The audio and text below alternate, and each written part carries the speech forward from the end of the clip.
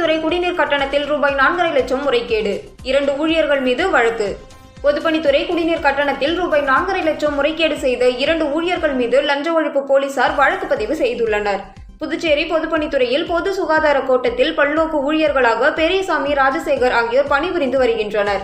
இதில் அரியாங்குப்பத்தில் பெரியசாமியும், மடுவுப்பேட் பகுதியில் ராஜசேகரும் குடிநீர் கட்டணம் வசூலிக்கும் பணியில் ஈடுபட்டனர்.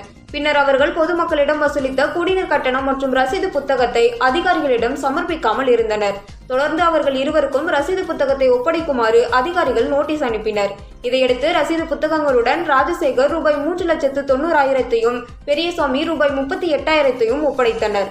தொடர்ந்து அதிகாரிகள் ரசீது புத்தகத்தை ஆய்வு செய்த போது மோசடி நடந்திருப்பது தெரியவந்தது. தொடர்ந்து விசாரணை நடத்தியதில் இருவரும் ரூபாய் 4,29,330 மோசடி செய்திருப்பது கண்டுபிடிக்கப்பட்டது.